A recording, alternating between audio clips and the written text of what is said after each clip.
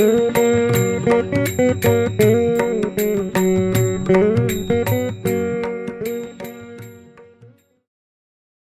तपांसि न तीर्थानां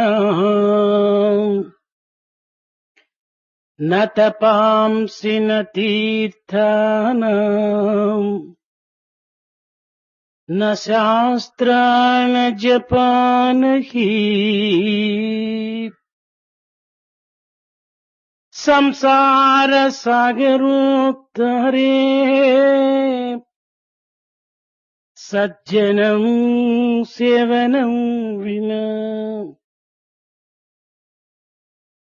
పవిత్రాత్మ స్వరూపులైన విద్యార్థులారా, ఈనాడు భారతదేశమున కొంగొత్త ఆధ్యాత్మిక మార్గం అవలంబించి మానవత్వాన్ని నూతనమైనటువంటి పద్ధతి యందు అభివృద్ధి పరిచే నిమిత్తమై ప్రజలు ప్రభుత్వము అర్థం కానటువంటి మార్గమును అవలంబించి ప్రబోధించి వాటిని ప్రజలకు అందించడానికి పూనుకోవటంలో ఒక విధమైనటువంటి యొక్క హాస్యాస్పదంగా కనిపిస్తుంటుండాలి. It is not by going to many sacred places, nor is it by performing japa, nor is it by studying shastras that you can cross the ocean of your family. It is only by performing seva or service, and without that it's not possible to cross this ocean. Sacred students, today taking some spiritual path is the desire of all, but in a peculiar manner the people as well as the rulers are adopting meaningless methods, so that sometimes they are making themselves ridiculous in their attempt to follow spiritual path. భారతీయ సంస్కృతిని గ్రహించి ఒక అందమైన దుస్తులతో ఆకర్షణీయమైన మాటలతో కేవలం ఆత్మవిశ్వాస రహితులై నాస్తిక భావముతో ఉర్రూతలూగింప చేయడానికి పూనుకున్నటువంటి ఈ నవ నాగరికత ప్రభావాన్ని వెదజల్లేటువంటి వ్యక్తులకు స్వభావములు, అరువుకు తెచ్చుకున్నటువంటి స్వభావములు, అద్దెకు తెచ్చుకున్నటువంటి యొక్క భావములు మానసిక తత్వములతో పోల్చుకొని కేవలము ఒక జీవితంలో కృత్రిమమైనటువంటి జీవితంగా తయారు చేసేటువంటి యొక్క పరిస్థితికి పూనుకోవటంలో ఈనాడు ఆధునిక జీవుల యొక్క కళలుగా బయలుదేరినవి. Not to be able to understand Indian culture in its true perspective, merely wearing good clothes which give an attractive appearance, using words which are very deceptive, not having any confidence in one's own self, the modern civilization has started borrowing ideas from outside, hiring ideals from outside, and they are disturbing their minds. And modern civilization has taken a turn by which to give this twisted explanation of Indian culture. అధికార వాంఛలకే వీరు ఈ వ్యక్తులు అర్రూతలూగుతున్నారు కానీ బాధ్యతను నిర్వర్తించుకునేటువంటి కర్తవ్యానికి ఏమాత్రం కూడాను వారు పూనుకొనటం లేదు. These individuals are only very anxious to acquire positions of authority. They are not at all considering the need for fulfilling any of their responsibilities or duties. కర్తవ్యాన్ని అర్థం చేసుకున్నటువంటి వ్యక్తికి అధికార స్థానము సులభంగా లభిస్తుంది. కర్తవ్యాన్ని అర్థం చేసుకొనక కేవలం అధికారమే తాను ఆశించేటువంటి వ్యక్తికి ఏమాత్రం కూడాను ప్రకృతి యొక్క తత్వం అర్థం కాదు. For one who understands his duty and his responsibility, it follows automatically that he will in due course get a position of authority. But if one does not understand his duty or responsibility, he will never be able to acquire a real position of authority. బాధ్యతాయుతమైనటువంటి చిత్తము వ్యక్తికి అత్యవసరము. The temperament which is mixed with responsibility is very essential for an individual. వ్యక్తుల యొక్క హృదయమును సంస్కరింప చేయటానికి సేవ సద్గుణముల యందు ప్రధానమైనటువంటిది. In order to cleanse an individual's heart, service is one of the good qualities that is necessary. ఈ సేవాభావము మానవుని నుండి అహంకారమును దూరము చేసి ప్రేమతత్వాన్ని అభివృద్ధిపరచి జీవుని దేవుని కడకు చేర్చేటువంటి ప్రయత్నానికి పూనుకుంటుంది. This ideal of service has the good quality of removing the ego in man. It promotes also love and affection in him. It takes him away from the aspect of jiva and pushes him towards the divine. ఈ సేవాభావము మానవునికి ప్రధానమైనటువంటి సద్గుణంగా కూడాను రూపొందుతుంది. This idea of service also takes the shape as an important good quality for a man. ఈ సేవా తత్వము దైవత్వాన్ని కూడాను అర్థం చేయిస్తుంది. This idea of service also explains to you what is the meaning of divinity.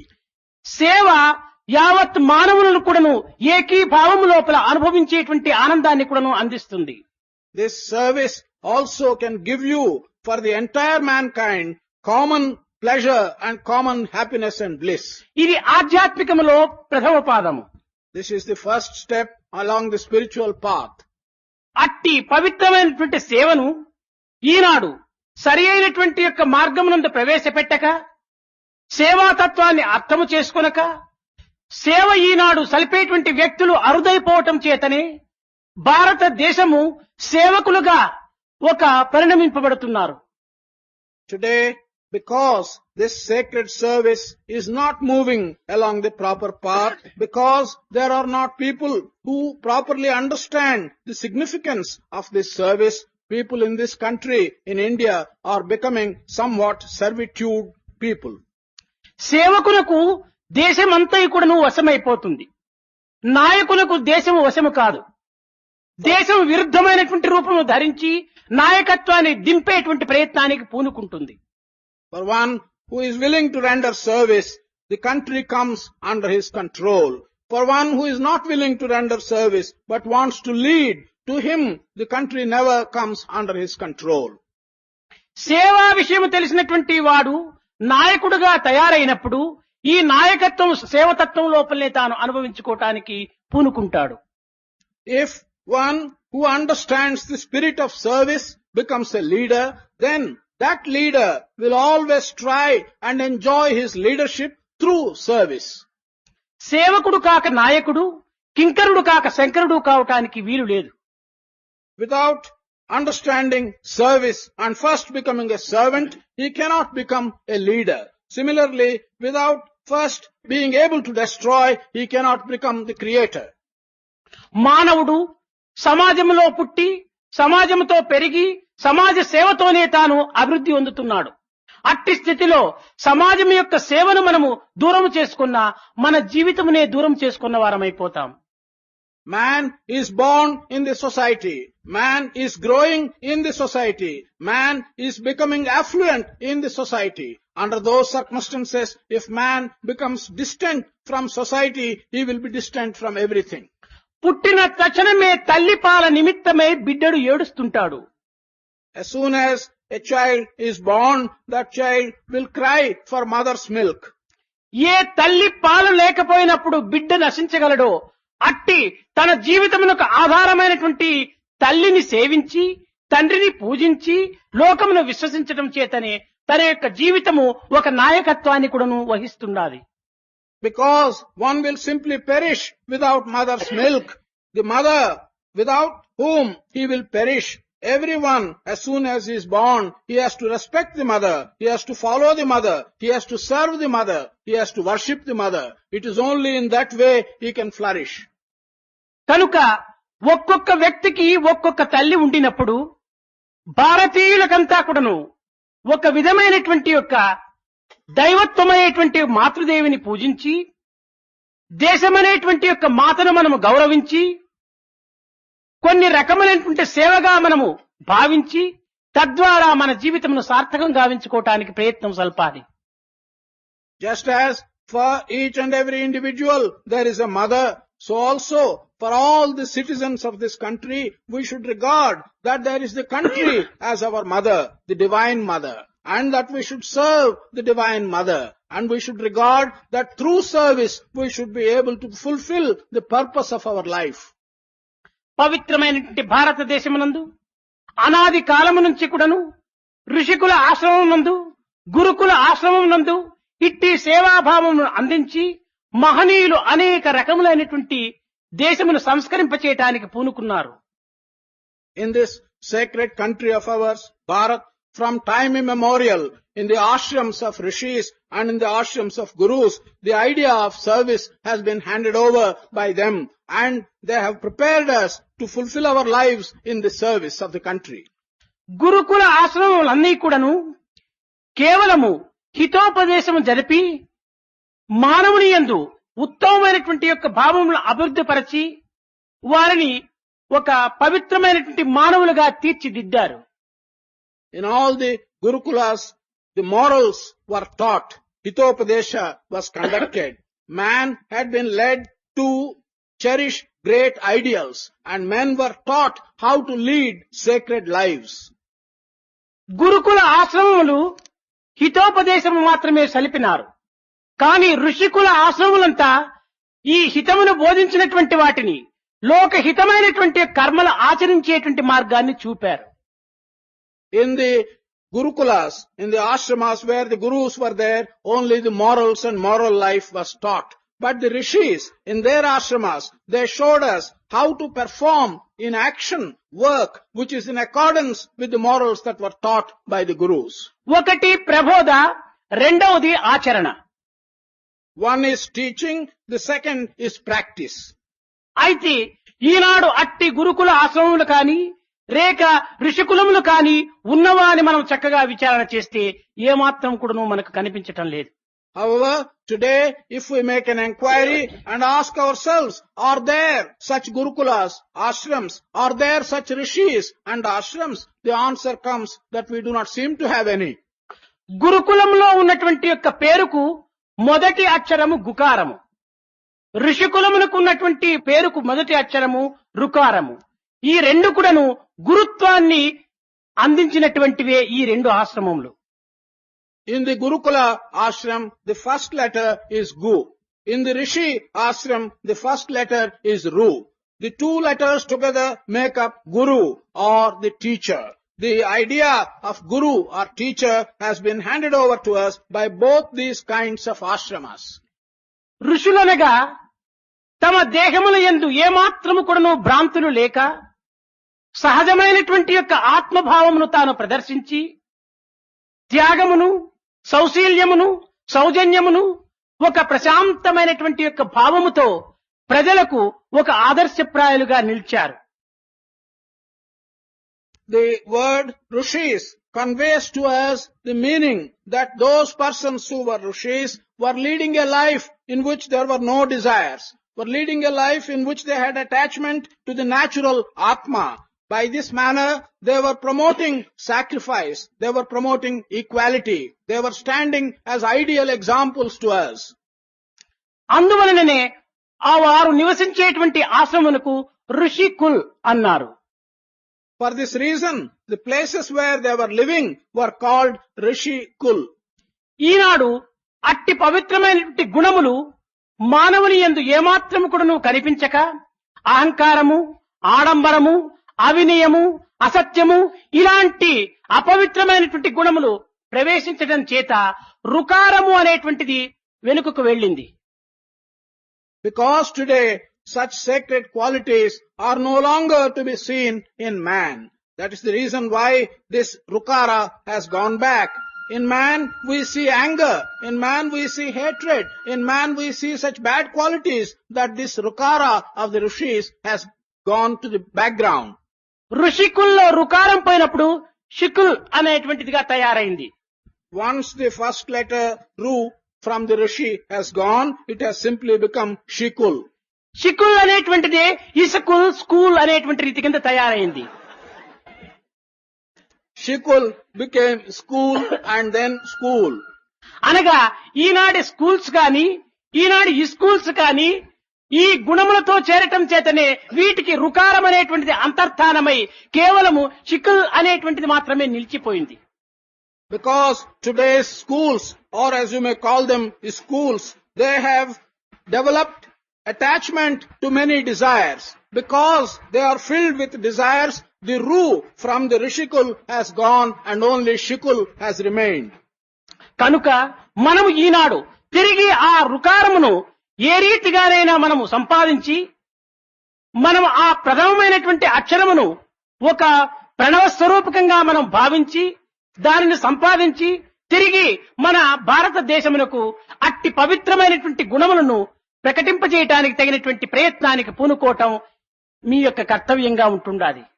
Today, by some means, we should again restore this letter Ru in front of our schools. This is a sacred letter. We should regard it as the sacred sound or pranava and get it back to its original place. Your attempts must be to get back such noble ideas into your schools. మనము సేవ అనుకున్నప్పుడు ఏదో ఒక విధమైనటువంటి చిన్నతనంగాను ఒక servant గాను ఏదో హీనమైనటువంటి యొక్క పనిని మనం చేస్తున్నట్టుగా మనం భావించుకొని కొంతవరకును మనము అభిమానంతో వెనుకంద వేస్తున్నాము. ఆ విధమైనటువంటి భావనలు ఈ సేవాతత్వంలో ఏమాత్రం కూడా చేసుకోవటానికి వీలుండదు. When we think of service, we seem to somehow connect it with some small work which is done by a servant, some lowly kind of work. This kind of association of the idea of service with something lowly is not correct and this should not be done. ఇది కేవలం ఒక్క విధమైనటువంటి స్వల్పమైనటువంటిది గాను అల్పమైనటువంటిది గాను మనం భావించుకునేటువంటి పరిస్థితి ఎందు ఉంటే భగవంతుడే లోకమునకు సేవ చేయు నిమిత్తమై తాను నరాకారమును ధరించి లోకమున ధర్మస్థాపన నిమిత్తమై అనేక సమాజముల యొక్క సేవను తాను చేయటానికి కంకణం కట్టుకున్నటువంటి అవతార తత్వములు మన భారతదేశం నందు స్పష్టమవుతున్నవి. In the context of our regarding such service as being somewhat lonely, you should remember that God himself, in order to do service to the world in many ways, is taking a human form. And we know that in our country, this aspect of an avatar, where God comes in human form to do several types of service, establish dharma, put back humanity on its rails, this is service to the world. సర్వవ్యాపకుడు, సర్వజ్ఞుడు, సర్వశక్తిమయుడైనటువంటి యొక్క కృష్ణుడు కూడాను తన స్నేహితుడైనటువంటి అర్జునులకు ఒక డ్రైవర్గా కూడాను తాను నిలిచి సర్వ్ చేశాడు. The omnipresent, the omni-knowing, whatever was attributed to God, such God, Lord Krishna, worked and served Arjuna as a driver or a charioteer. ఇంతే కాదు, యుద్ధమైన తదుపరి సాయంకాల సమయంలో గుర్రములంతా కూడాను కాలువకు తీసుకెళ్లి అందుకు తగినటువంటి దెబ్బలనంతా కూడాను చక్కగా కడిగి తనకు తగినటువంటి మందులంతా వేసి ఆ గుర్రముల యొక్క బాధను కూడాను నివారణ చేయడానికి కూడాను పూనుకున్నటువంటి క్లీనర్ గా కూడాను తాను తయారయ్యాడు. Not only this, he in those days, in the evening, after the work was over, he used to take the tired horses to the river. He used to wash them. He used to tend them and give them such medicines that were necessary. And in that manner, he was prepared to work as a cleaner. ఆ సమయమునందు వ్యాసుల వారు దర్శించి, ఆహా, ఈ సనత్ కుమారులకు కూడాను అబ్బనటువంటి ఈ పవిత్రమైనటువంటి యొక్క ప్రాప్తి ఈ గుర్రములకు అబ్బినదా అని తాను ఆనంద బాష్పములు కూడాను రాల్చినాడు. At that time, Vyasa looked at what was happening and he felt that how very lucky these horses are. Such great persons like Sanaka, Sanat Kumara and so on, they did not have this great good luck. Even these horses are having such great luck. So felt Vyasa. ఇంతియే కాదు, రాజసూయ యాగం జరిగేటువంటి సమయం లోపల కృష్ణుడు అందులో ప్రవేశించి ధర్మజుని దగ్గరికి వెళ్లి, ధర్మజ, ఈ మహాయాగమునందు నాకేదైనా ఒక సేవా పని నాకు అందించమని కోరాడు. Not only this, when the Rajasuya sacrifice was being performed, Krishna went to Dharmaja and asked him, why don't you entrust me with some work? అప్పుడు ధర్మజుడు అడిగాడు, స్వామి, తమరు చేయునట్టు పని ఇక్కడ ఏమాత్రం కూడాను లేదే, తమరు ఏమి చేయగలరో చెప్పితే తప్పక నేను దానిని అందిస్తానని కూడాను అడుక్కున్నాడు. Dharmaja turned to Krishna and said, There is no work which is appropriate for you or which you can do. However, if you tell me the kind of work which you wish to do, I shall certainly hand you that work. అప్పుడు దగ్గరికి వెళ్లి ధర్మజుని వీపు నిమిరి, బావా, నా degree నీకేమి తెలీదా, నేను MA pass చేశాను కనుక దీనికి తగినటువంటి పని ఏమైనా ఇచ్చినప్పుడు తప్పక నేను చేస్తాను అన్నాడు. Krishna on that occasion went close to Dharmaja, patted him on the back and said, "Oh my dear brother-in-law, do you not know that I have a degree and a qualification MA? I will certainly do such work if you give me which is appropriate to my qualification of MA." ఆనాడు MA అనేటువంటిది ధర్మజుడికి ఏమాత్రం కూడా తెలియదు. ఆనాడు ఇట్టి కళాశాలలు లేవు. అందువల్ల ధర్మజుడు కొంచెం తబ్బిబ్బై, స్వామి, ఎంఏ అంటే దాని యొక్క విలువ ఏమిటో చెప్పగలరా, దానికి తగినటువంటిది నేను అందిస్తాను, నాకు అర్థం కావటం లేదన్నాడు.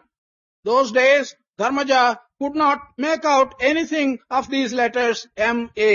In those days, there were no colleges and there were not such degrees. So Dharmaja was a little confused and he asked Krishna, "If you tell me what these letters stand for and what your qualification is, I shall certainly give you the work that is appropriate to this qualification."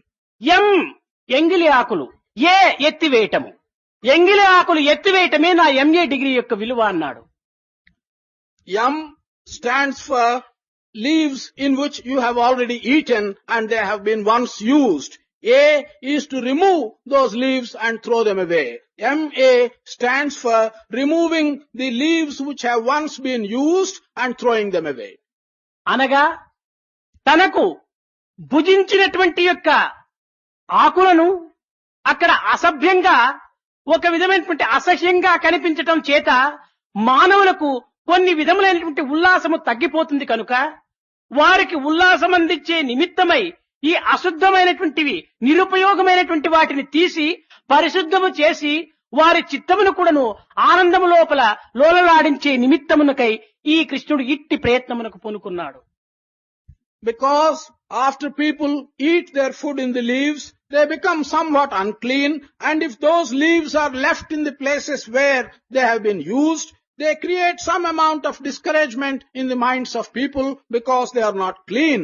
Krishna therefore undertook the task of cleaning up the place, removing these leaves, thereby giving some pleasure and happiness to the minds of people. కనుక మానవునికి పరిశుద్ధమైనటువంటి ప్రదేశము ఒక ఆకర్షణీయంగా ఉంటుంటాది. అదే విధముగానే మానవుని యందు పరిశుద్ధమైనటువంటి చిత్తము భగవంతునికి ఆకర్షణీయంగా ఉంటాది. కనుక బహిర్శౌచము అంతర్శౌచమేను. ఈ బహిర్శౌచం అనేటువంటి దానిని మనం అభివృద్ధి పరచుకున్నప్పుడు అంతర్శౌచం అనేటువంటి దాన్ని మనం అభివృద్ధి పరచుకోవటానికి పూనుకుంటాం. For man, clean surroundings are attractive. In the same manner, for God, a clean inner mind of man is attractive. In these two statements are implied outer cleanliness and inner cleanliness. We must understand both these words, outer cleanliness and inner cleanliness. ఇంటియే కాదు, మన పరిసర ప్రాంతములను పరిశుద్ధపరచుకోవటమే కాకుండా పరిసరముల యందున్నటువంటి వ్యక్తుల యొక్క చిత్తములు కూడాను ఆనందవంతమైనటువంటి యొక్క పరిస్థితికి కూడాను మనం కొంత సేవను సల్పాలి. It's not only this. It's not simply enough if we keep our surroundings and our environment clean. We should also make an attempt to do some service and help the individuals near us to have clean minds. ఇతరులకు ఏదైనా బాధలు కలిగినప్పుడు, అనానుకూలములు సంభవించినప్పుడు దానిని సాధ్యమైనంత వరకు కూడాను మన సేవతో దానిని చల్లార్చడానికి కూడాను పూనుకోవాలి. If to others some kind of hurt or harm is caused, if to others some kind of inconvenience is caused, we should make an attempt by doing some service to help them to get over this hurt or this inconvenience. ఇది కేవలం ఒక్క పని వలనే మాత్రమే కాదు, పలుకు వలన కూడాను సేవను సలపడానికి వీలవుతుంది. It's not only by work that you can do service. You can do service also by your word.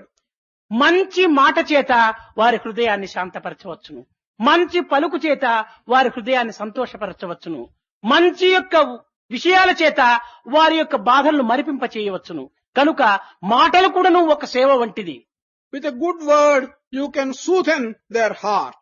By doing good things, you can soothe their minds. Therefore, good words and good things are also good service. ఇట్టిది నాయకులైనటువంటి వారు నేడు పూనుకోకపోవటం చేత మన ప్రపంచమనేటువంటిది మహా అయోమయ స్థితి లోపల కొన్ని అవస్థల పాలైపోతున్నది. Today, people who call themselves leaders are not undertaking this kind of work. As a consequence of that, the world around us is becoming somewhat troublesome. ఇందులో ఒక్క సన్నివేశము కృష్ణావతారం నందు కూడాను మీకు తెలిపవలసి వచ్చింది. In this context, a certain configuration in the story of the avatar of Krishna will be told to you.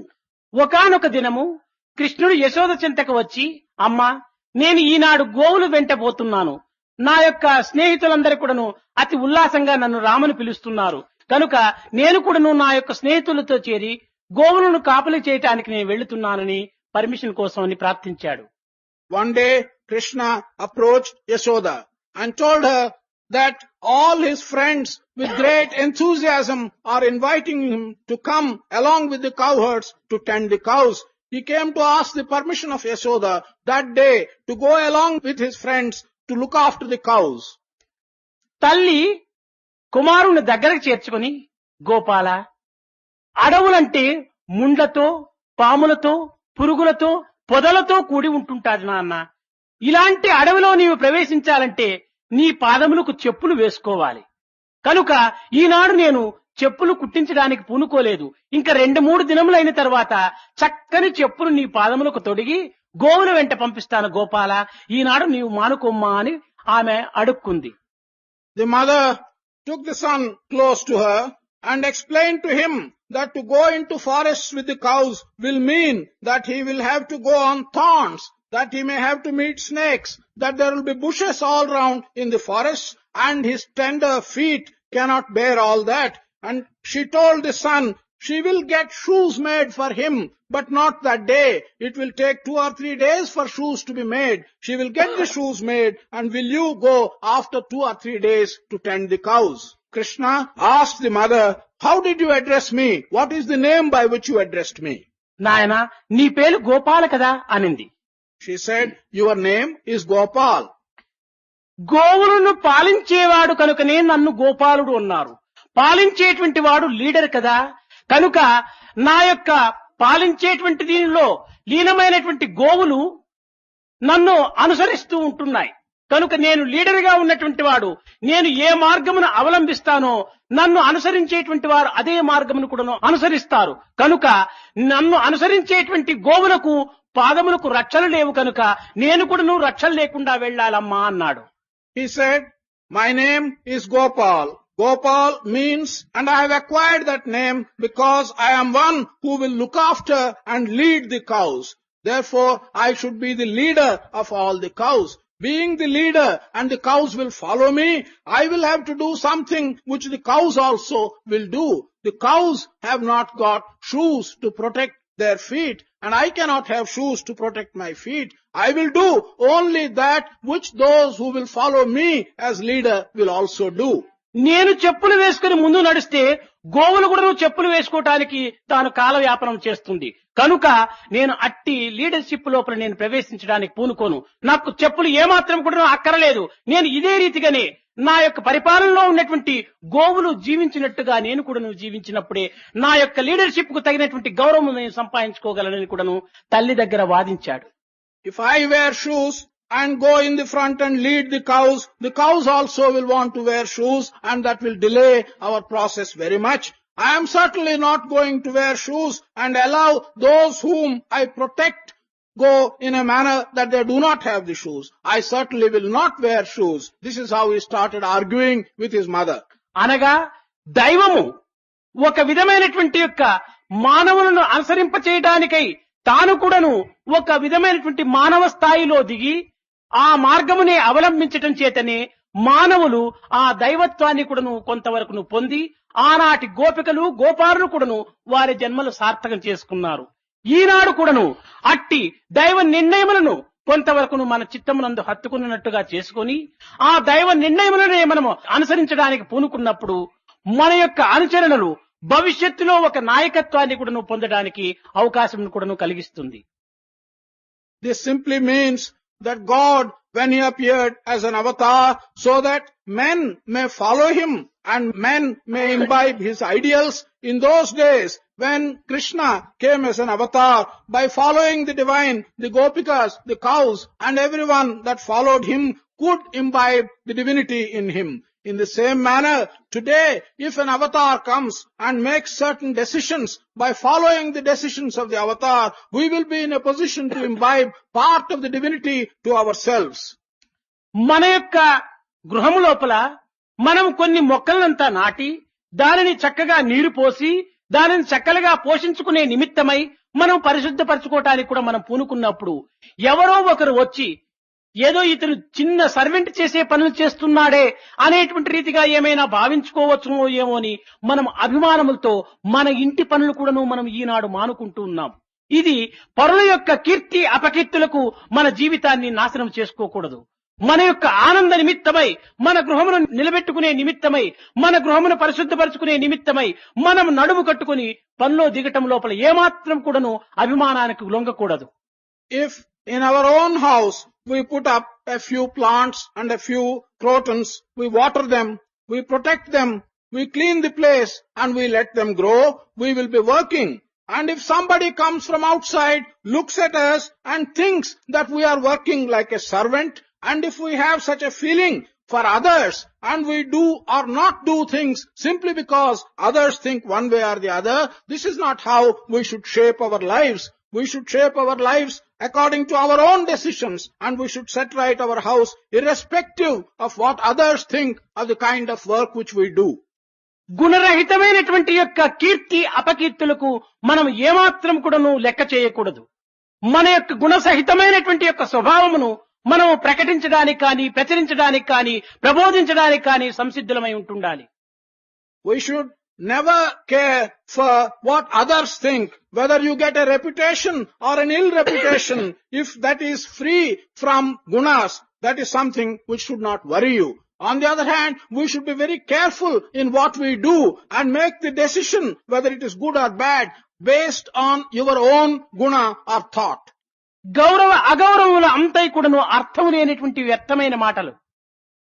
Respect or disrespect are things which really have no meaning. These are just words. ఒక చిన్న కథ. There's a small story. ఒక గ్రామము లోపల ఇద్దరు వ్యక్తులు ఉండేటువంటి వారు. In one village, there were two individuals.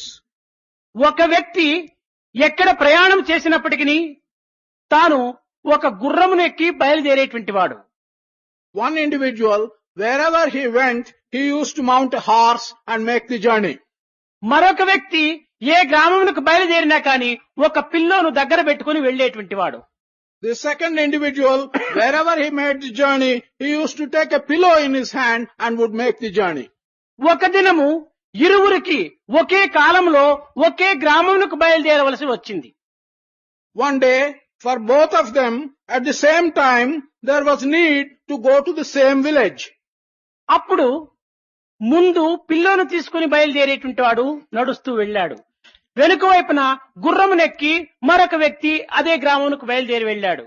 That occasion, the man who was accustomed to carry the pillow led the way and went to the village as the first one. Behind him was the man who was accustomed to travel on the horse. He sat on the horse and went to the same village. మార్గ మధ్యములో ఒక పల్లె వచ్చింది. ఆ పల్లెలో ఉన్నటువంటి ప్రజలు భావించారట, ఈ ముందు పిల్లో తీసుకుని పోయేటువంటి వాడు ఏదో ఒక రికార్డ్స్ బ్యాగ్ గా ఉంటుంటాది కనుక ఇతను ప్యూను గుర్రం ఎక్కి పోయేటువంటి వాడు తహసీల్దారు అనుకున్నారట. On the way, there was a small village through which both these persons passed. The villagers looked at the man who first passed with the pillow under his hand. They thought that he was carrying a bundle of files or papers, and they thought he was the peon who was taking the bundle of papers ahead. They looked at the man on the horse, and they thought he was the master or the tahsildar who was following the peon. పాతకాలంలో కార్లు, బస్సులు, motor cycles లేవు కనుక గుర్రములపైనే ప్రయాణమై సలిపేటువంటి వారు collectors, tahsildars. In the old days, because there was no transport like a motor car or a bicycle or a bus, all these officers, the collectors and the tahsildars, used to make the journey on a horseback. అందువల్ల ఆ యొక్క గ్రామం వారు ఈ విధంగా భావించుకున్నారు. తిరిగి తాము చేరవలసినటువంటి గ్రామము చేరిన తరువాత ఈ పిల్లో తీసుకుని పోయినటువంటి వాడు ఒక ఛత్రం లోపల చక్కగా ఒక పిల్లరికంతా పిల్లో వేసుకున్నాడు, జమ్మంగా కూర్చున్నాడు. గుర్రమునెక్కిపోయినటువంటి వాడు గుర్రమును ఎక్కడ కట్టాలి అని ఒక చోటును వెతుకుతూ వస్తుంటున్నాడు.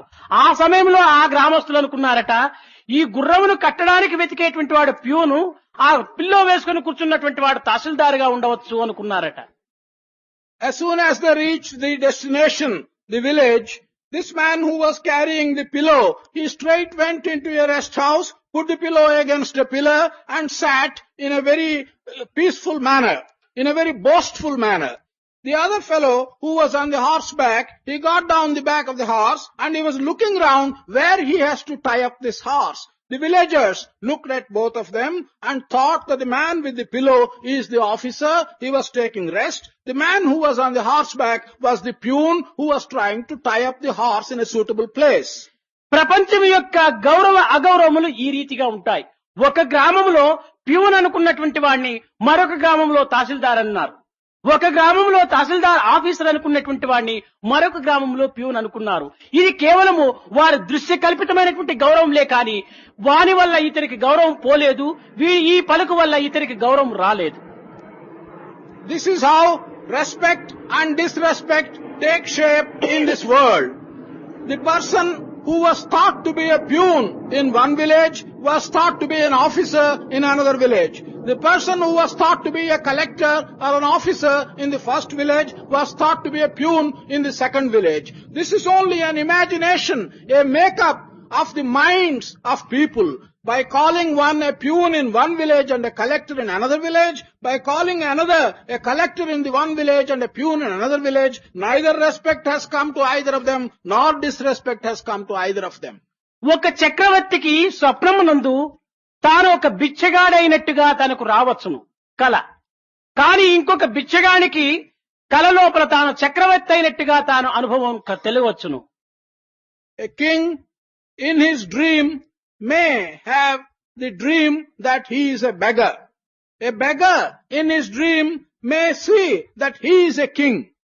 కానీ లేచిన తక్షణమే ఎవరి స్థితి వారుకున్నది, కానీ ఈ బెగ్గర్కు చక్రవర్తి స్థానం లేదు, ఈ చక్రవర్తికి ఈ బెగ్గర్ స్థానం లేదు.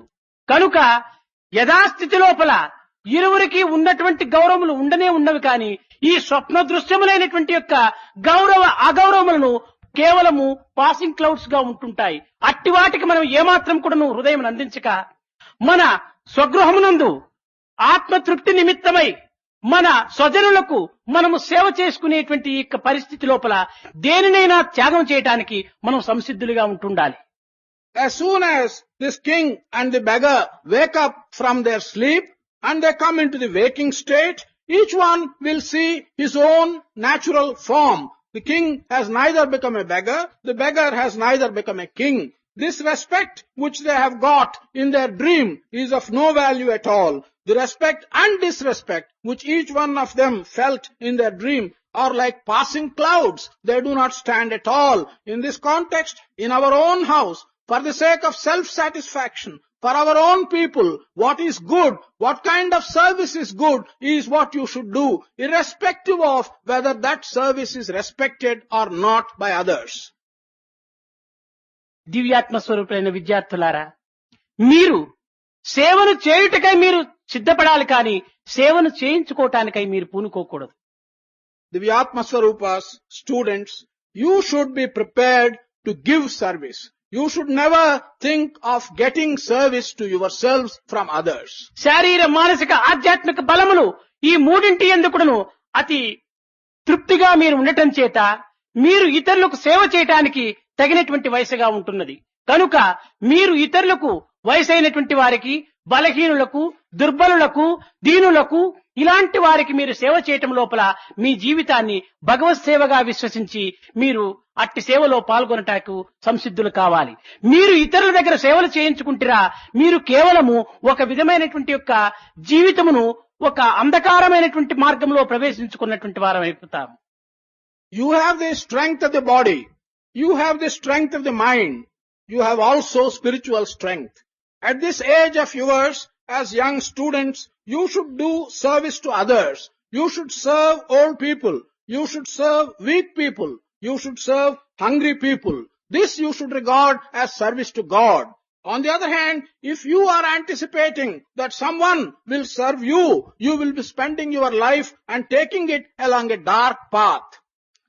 మనము అనేక మంది ధనవంతుల యొక్క గృహము లోపల ఇతరులతో సేవలు చేయించుకోవటానికి మనము ప్రయత్నం చేస్తుంటాం. ఇది సరి అయినటువంటిది కాదు. ఏదో ఈనాడు ఈ యొక్క స్థితి లోపల మనం ఇతరులతో సేవలు చేయించుకోవటము అధికార స్థానంగా మనం భావించినప్పటికీ తిరిగి దీని యొక్క తత్ఫలితమైనటువంటి యొక్క దీని లోపల మనము ఇతరులకు సేవలు చేయవలసిన పరిస్థితి కూడా ఏర్పడుతుంటాది. కనుక మనం ఏమి చేసినా, ఏమి చూచినా, ఏమి చెప్పినా రియాక్షన్, రీసౌండ్ అండ్ రిఫ్లెక్షన్ అది రాక తప్పదు. Many of us in affluent houses, we are accustomed to get service done to us by other servants. We may feel in that position a position of authority, and we may think that we deserve to get service from other servants. However, this is surely going to result sometime or other putting yourself in a position when you have to return the service to other human beings. What you see, what you do, what you say, all these things someday or other will come back to you as reflection and resound. కనుక మన పనిని మనం చేసుకునేటువంటి దీంట్లోపల మనము మొట్టమొదట సరైనటువంటి తర్బీదు జరగాలి. We must first of all train ourselves in such a way that we can do our own work with our own hands. తదుపరి మన గృహము లోపల తల్లిదండ్రులకు సేవలు చేయటానికి పూనుకోవాలి. After that, we should be ready to serve in our house, our mother and our father. తదుపరి మనము ఈ సమాజం లోపల ప్రవేశించి సమాజమునకు సేవ చేయడానికి మనం సంసిద్ధులు కావాలి. After that, we should plunge into the society and we should be prepared to serve the society. ఇది కేవలము హృదయపూర్వకమైనటువంటి యొక్క భావముతో, త్యాగమైనటువంటి యొక్క బుద్ధితో, ప్రేమ భావముతో మనం ఈ యొక్క సేవలో మనం పాల్గొనాలి. This service should be a heartfelt one. This service should give in you the feeling of sacrifice. This service should come voluntarily. This is how you should do it. ఫల నిమిత్తమై మనం సేవ చేయడానికి పూనుకోకూడదు. We should not be prepared to do work for the sake of others. ప్రేమ నిమిత్తమై, సర్వుల యొక్క ఏకత్వమును అనుభవించేటువంటి నిమిత్తమై మనము సేవ చేయటానికి పూనుకోవాలి. It is for the sake of prema, it is for the sake of love, it is for the sake of oneness of one and all that we should be prepared to do service. ఒక చిన్న ఉదాహరణము, ఒక హాస్పిటల్లో దీనుడు ఎవరు దిక్కులేనటువంటి వాడిగా ఉంటున్నప్పుడు అతను హాస్పిటల్లో వేసి ఉంటారు. అతను అనేక రకమైనటువంటి బాధలతో తాను కుములుతుంటాడు. మీరు హాస్పిటల్కి వెళ్లి అతని దగ్గర చక్కని మాటలు మాట్లాడి, అయ్యా నీవు ఏడ్చొద్దు, నీకేం కావాలి అని మంచి మాటలతో అతని సేవ చేయటానికి పూనుకున్నామంటే అతనికి నీకు ఎంత సన్నిహితమైనటువంటి యొక్క సంబంధం ఏర్పడిపోయింది. అతని యొక్క బంధువులు కూడా మరచి, అయ్యో ఎవరో ఇతను ఒక విద్యార్థి సమ్మర్ క్లాస్ కు వచ్చాడట, మా హాస్పిటల్కి వచ్చి నాకు సేవ చేశాడు అని నీవు వెళ్లే సమయంలో, నాయన నీ అడ్రస్ ఏమిటి అని అడ్రస్ తీసుకుని తిరిగి నీకు లెటర్స్ రాసి మీ ఇరువురికి కూడా సంబంధం అనేటువంటి రీతి కింద అభివృద్ధి పరచుకోవటానికి వాడు ప్రయత్నం చేస్తాడు. ఈ యొక్క సంబంధం ఏ రీతిగా ఏర్పడింది? ఒక సేవ ద్వారా ఏర్పడింది. కనుక మానవుల యొక్క హృదయ సంబంధం అనేటువంటిది సేవాభావంతో ఏర్పడుతుంది, కానీ నాయక భావంతో ఏర్పడదు. ఈనాడు ఎవరైనా ఒక ప్రైమ్ మినిస్టర్ గా ఉంటున్నట్టుంటే, ప్రైమ్ మినిస్టర్ ఒక గ్రామానికి వచ్చినంటే స్టేషన్ కి వెళుతారు, ఒక 100 గార్లెండ్స్ వేస్తారు, ఇంకా ఒక 100 కార్లంతా కూడా అక్కడికి తీసుకెళ్లి మా కారులో కూర్చోవాలి, మా కారులో కూర్చోవాలి అంటారు. అదే ప్రైమ్ మినిస్టర్ పని విడిచిపెట్టిన తక్షణమే రిక్షా వాడు కూడా ఛార్జీ అడుగుతాడు.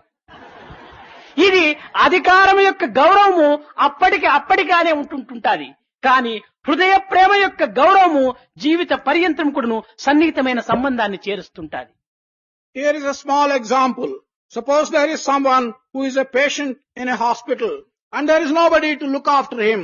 He is one without relations and friends and he is undergoing many troubles.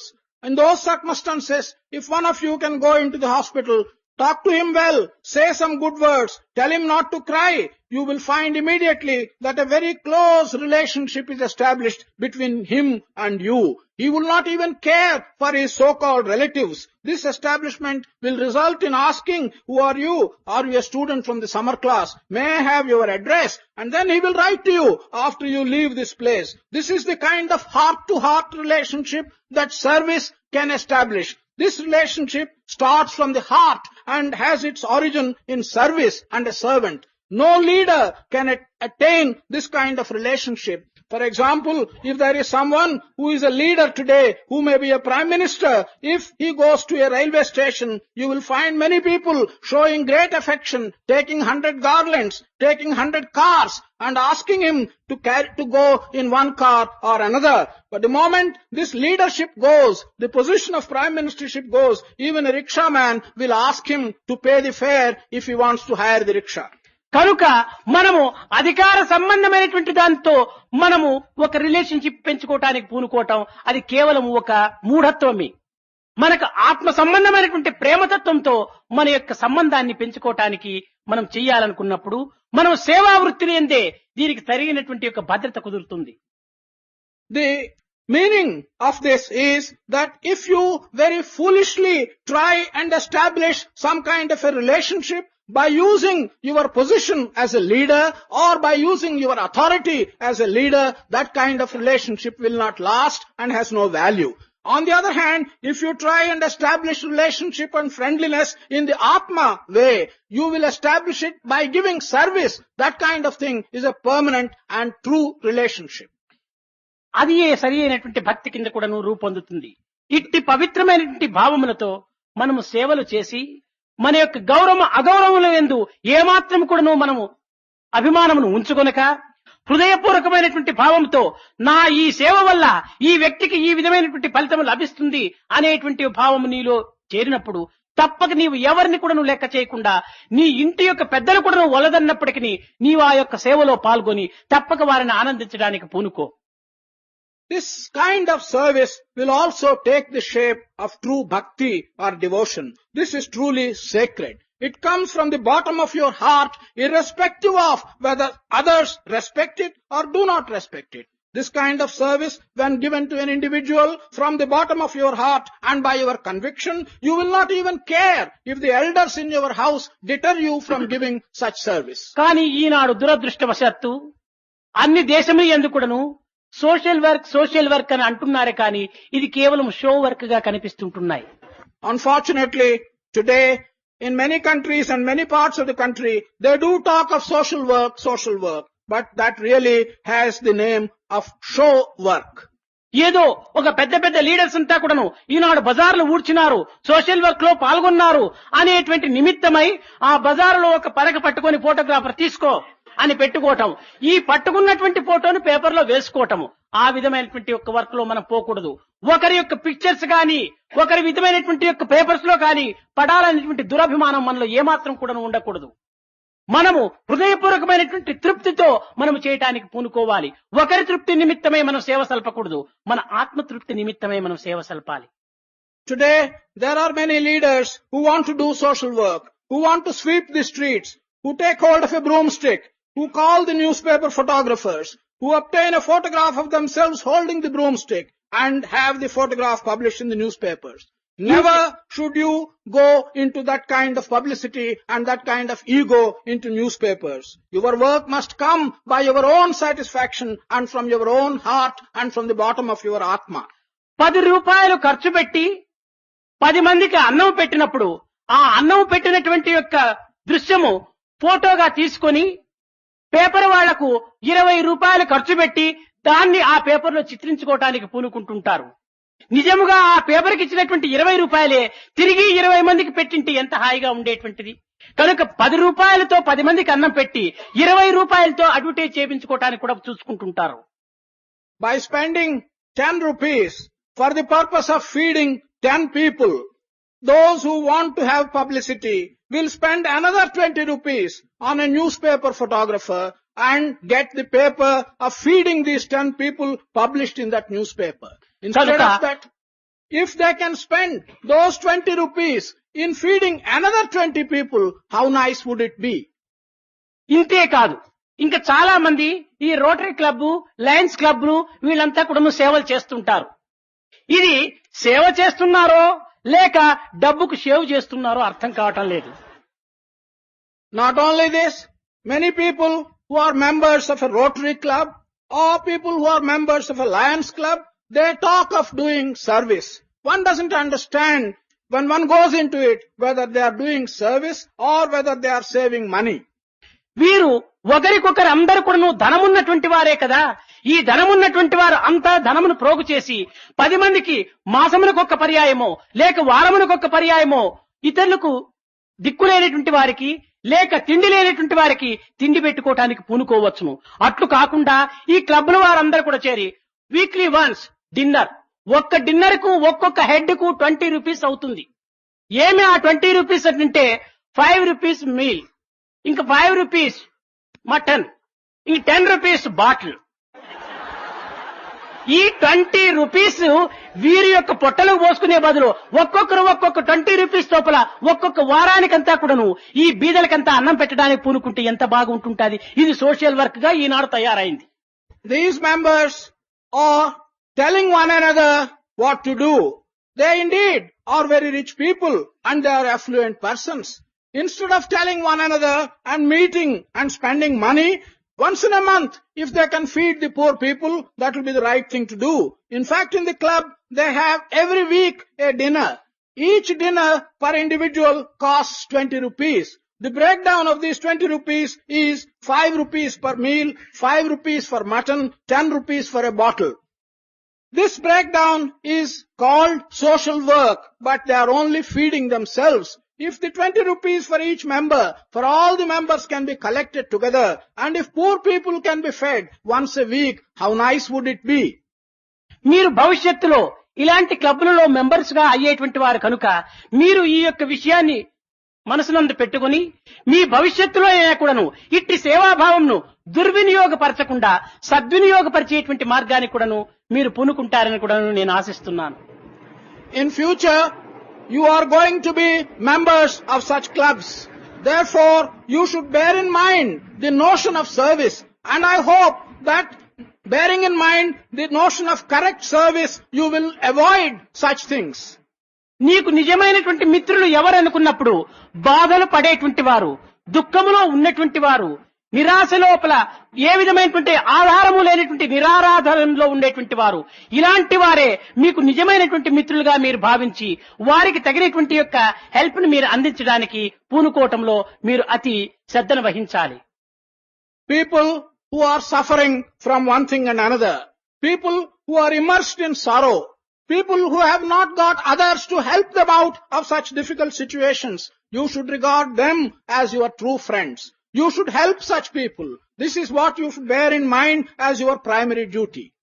ధనమున్న వారితో మనము ఫ్రెండ్షిప్ చేసుకోవటం వల్ల మనకు వచ్చేటువంటి పెద్ద ఇది కాదు. అందరి యందు ఫ్రెండ్షిప్ ఉండాల్సిందే. కానీ ధనమున్నటువంటి వారితో నీవు ఫ్రెండ్షిప్ చేసుకున్నప్పుడు ఏదో ఒక సమయం లోపల 10 రూపాయలు నీవు అడగవలసి వస్తుంది. 10 రూపాయలు అడిగినప్పుడు నీ ఫ్రెండ్షిప్ కట్ అయిపోతుంది. నీకు ఇంక ముఖం చూపించడు. చూస్తే అడుగుతాడో ఏమని తాను వేరైపోతాడు.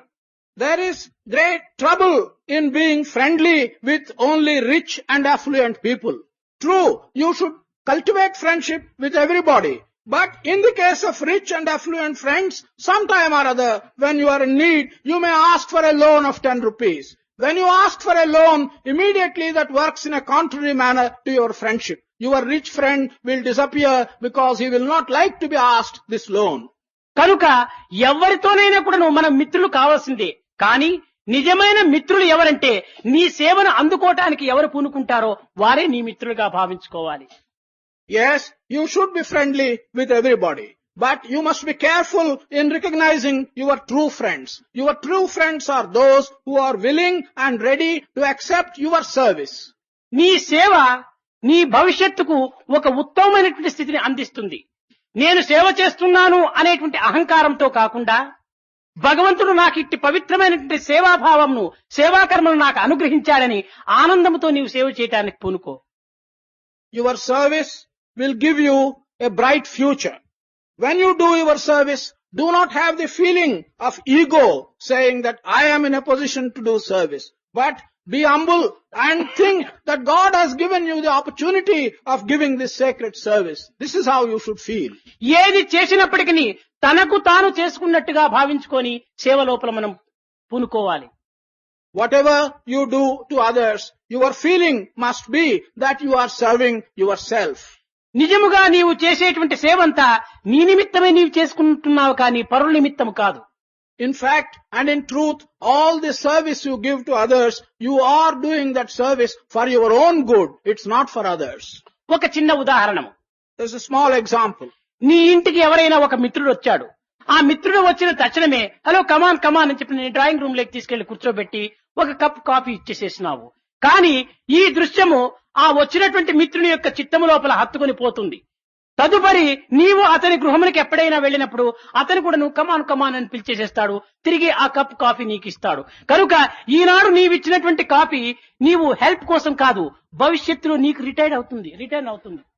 Today, a friend of yours comes to your house.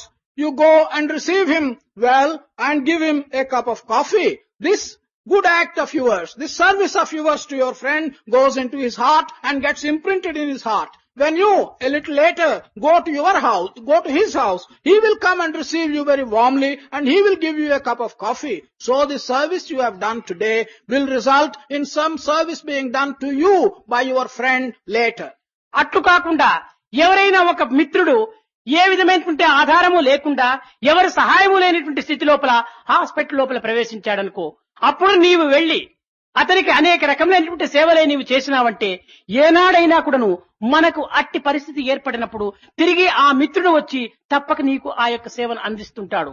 కనుక ఈనాడు చేసినటువంటి సేవ మన నిమిత్తమై భవిష్యత్తులో మనం భద్రం చేసుకున్నామే కాని పరులకు చేశాము మనం సేవ అనేటువంటి యొక్క ప్రతిఫల నిమిత్తమై మనం ఏమాత్రం కూడాను ఆశించరాదు. In another context, if a friend of yours who has no direct help from anyone else enters a hospital while being sick, suppose you go and render him service and give him help. Such help will very soon, when an opportunity arises, will give you in return good help from him. So you must regard the service which you are doing today as something which you are putting in reserve for your own good on a suitable occasion. This is not something done for someone else. కనుక మనం ఏమి చేసినా, మంచి చేసినా చెడ్డ చేసినా తనకు తాను చేసుకున్నట్టుగా భావించుకున్నప్పుడు తాను చెడ్డ చేయడానికి ఏమాత్రం కూడా నువ్వు పూనుకోడు. So whatever you may do good, you may do bad. If you do it with the feeling that what you are doing is for yourself, then there is this added advantage that you will never do bad to yourself. ఈనాడు మన summer క్లాసులో ప్రతి ఒక్క ఆదివారము ఈ సమాజ సేవను చేయటానికి మనం నిర్ణయించుకున్నాం. ఈ సమాజ సేవ కేవలము ఇక్కడ ఉన్నంత కాలం మాత్రమే కాకుండా ఎక్కడికి వెళ్ళినా ఏ విధమైనటువంటి పరిస్థితులు మనకు వచ్చినా ఈ సమాజ సేవను మనం హృదయపూర్వకంగా స్వాగతం చేసి దానిలో ప్రవేశించి మన సమాజ సేవ లోపల కూడాను మన యొక్క కాయమును కూడాను పవిత్రపరచుకోవటానికి పూనుకోవాలని నేను ఆశిస్తున్నాను. Today in this summer class we have taken the decision that every Sunday we shall participate in social service. You should remember that such social service should be your task not only while you are here. Wherever you may go, whenever you may go, you must have in mind that social service is an important thing. You should welcome it with the fullness of your heart. You should make your body sacred by participating in such social service. I am hoping that you will develop these ideas. Govind करे गोपाल करे हे गोपी गोप बाला गोविंद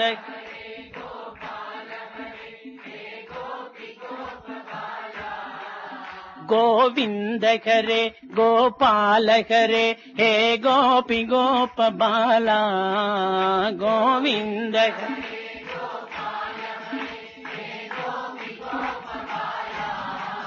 गोविंद करे गोपाल करे हे मुरली गान लोला गोविंद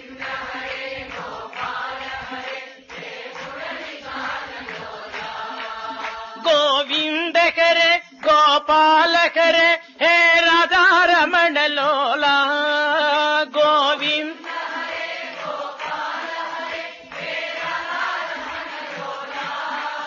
गोविंद करे गो गोपाल करे गे नंद गोप बाला गोविंद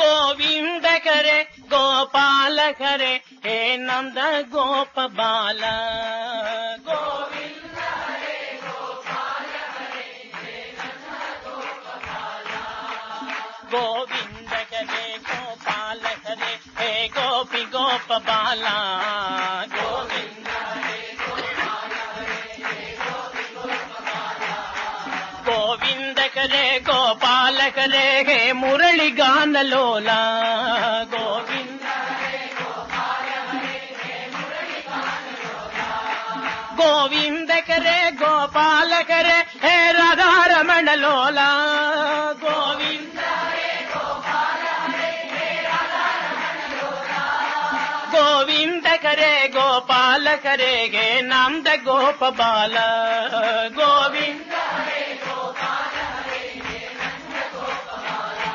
वाके गुरु वाके गुरु वाके गुरु जी बोलो वाके गुरु वाके गुरु वाके गुरु वाके गुरु वाके गुरु जी बोलो सत्यनाम सत्यनाम सत्यनाम जी बोलो सत्यनाम सत्यनाम बोलो सत्यनाम सत्यनाम सत्यनाम जी बोलो सत्यनाम नित्य नित्य जपिए तेरे नाम जी बोलो नित्य नित्य जपिए बोलो नित्य नित्य जपिए तेरे नाम जी बोलो नित्य नित्य जपिए तेरे नाम जी बोलो सत्यनाम सत्यनाम सत्यनाम जी बोलो सत्यनाम सत्यनाम सत्यनाम सत्यनाम सत्यनाम जी बोलो सत्यनाम राम राम राम राम राम राम जी बोलो बोलो राम राम राम राम राम राम जी बोलो सत्यनाम सत्यनाम सत्यनाम जी बोलो सत्यनाम